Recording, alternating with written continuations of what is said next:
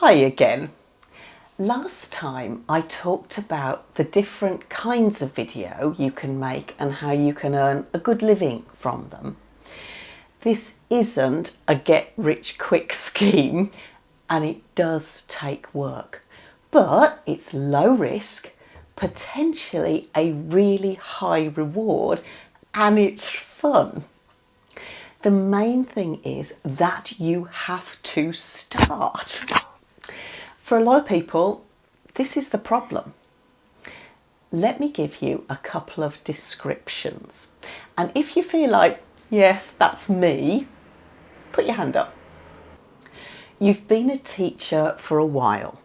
Maybe you're a teacher educator or in a management position. Maybe you've written materials before.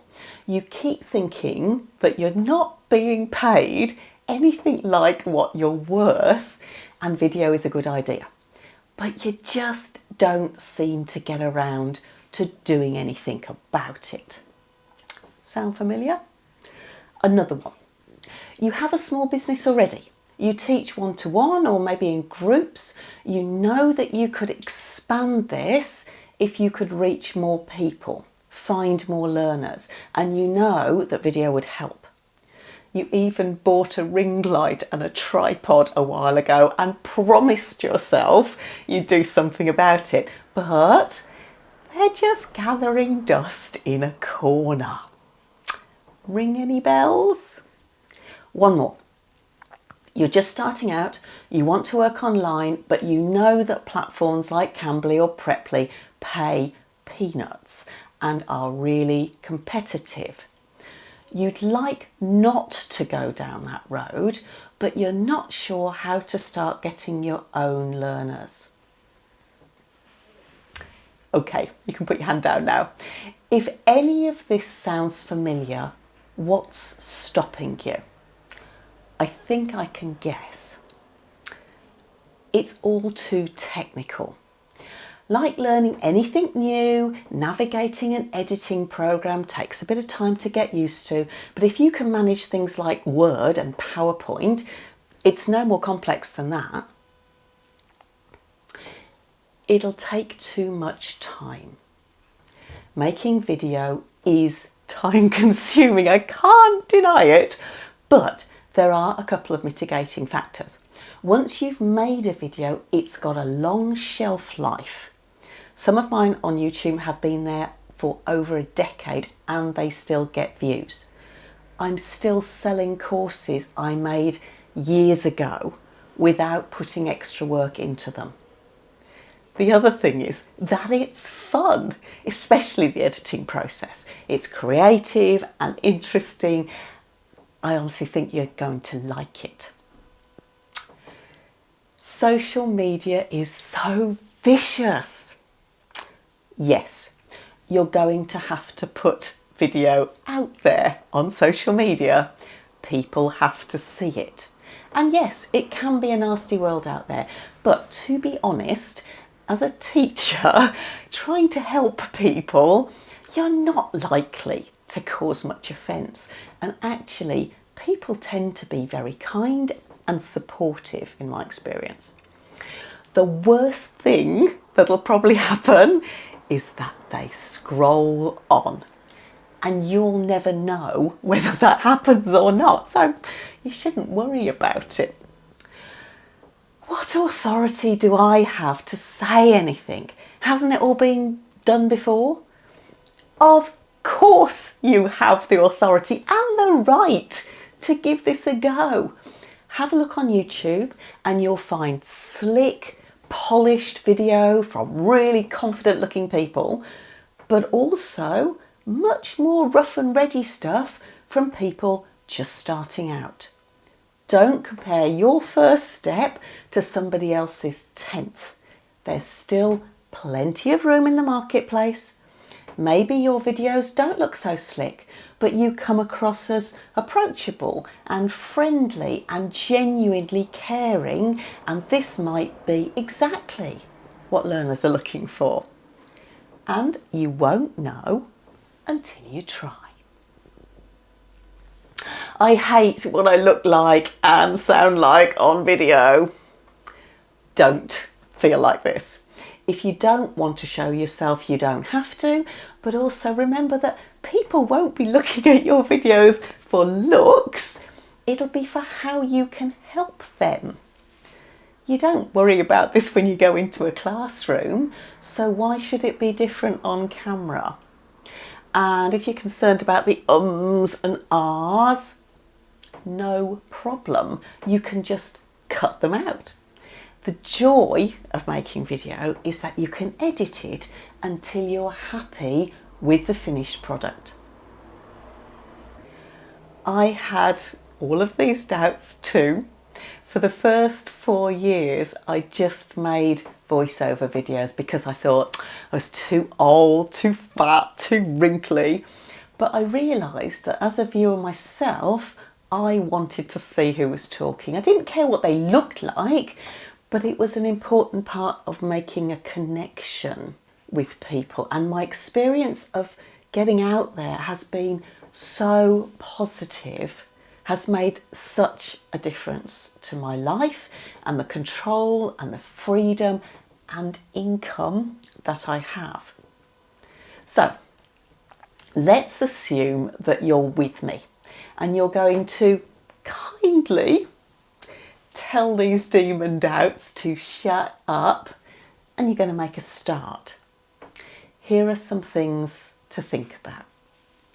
Start by choosing a topic, something you're passionate about, maybe a teaching tip or hack, and write a simple script.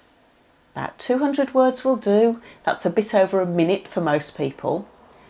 You can use your smartphone to film, but let's think about how to get ready. First things first, what do you want to look like? It doesn't matter how old you are or what size or shape you are. As I said before, you're trying to teach people something, not, win a beauty pageant. But you do need to think about what you're wearing, what your hair looks like, are you wearing makeup or not, and what does this say about you? And don't say that it doesn't say anything, because it does. It always does. These are the things that we choose on some level to show the world as our identity. These are the ways that we give information about ourselves to others. And these are the things that your viewers are going to use to form their first impressions. So it is important to make these things a choice. I'm not saying what those choices should be for you. They're your choices, but you should be aware of them. Another interesting choice here is how much of you show. I've changed this over time. So I used to only show my face because I was recording on my desktop and I only had a small screen behind me and I wanted to have a blank background. So that was the only way I could work. Then I went to showing a bit more of myself, and I've ended up with a bigger image of me than I used to have. I'm more comfortable with this now. You might want to stand up and have the whole of you showing, or to your knees. Again, there are no right answers here, but you need to make a choice. Play around with things, try different things, see what works for you.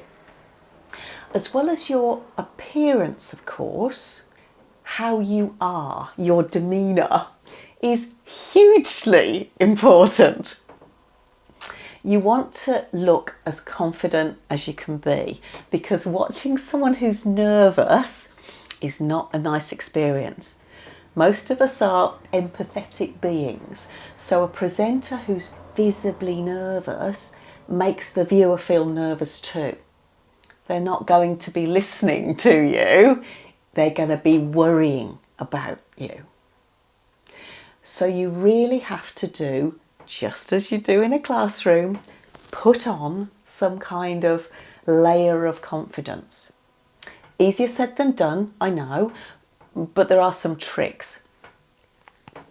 Choose a good day. Choose a day when you feel happy and comfortable, when it's a good hair day. Make yourself look good, whatever that means for you. On the other hand, Don't wait for everything to be perfect, because it never will be. To some extent, you have to just get on with it. Be positive though. The worst thing that can happen is that you make a terrible video. And if so, you don't have to show anybody. You can just make another one tomorrow. So nothing terrible can happen. Just try. Read your script through a few times out loud before you record. Being more prepared will help with the nerves. Before you start, close your eyes and take a few deep breaths. Put your shoulders down and back. It's interesting how these very physical things will make you feel more relaxed. And another trick which works is to have a wider body shape. Put your elbow on something, maybe a table, or you could sit at an angle and have it on the back of your chair. Try it now. See the difference? Open body language makes you look and feel more confident. I used to sit with my hands in my lap. I don't anymore. See what works for you. Remember that what you want to do is to make an emotional connection with people. Aim for a first date persona. You, authentic you, but the best you can be. Happy, easy, smiling, animated. Aim for your eyes at about a third of the way down the screen. It'll help you to be the main focus of your video. And pay attention to your background too. It doesn't have to be fancy, but it should be clean, uncluttered, a plain wall, a bookshelf, even a simple plant can really work wonders. A top tip here is to watch your video back without sound. This will give you a really clear idea of what you look like, what your body language is like, whether you're smiling or not, how you're positioned. It's a really good test.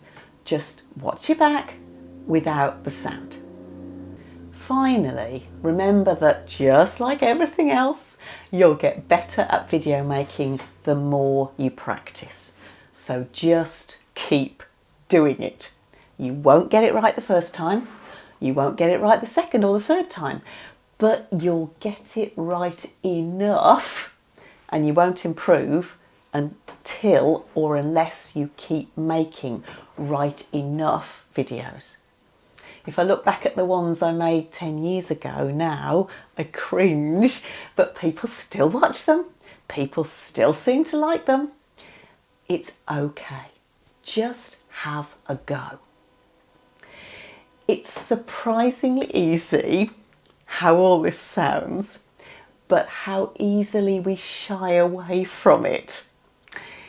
If you've already picked up your phone and switched to video mode, great. But if you're still procrastinating, this is where a group program really helps.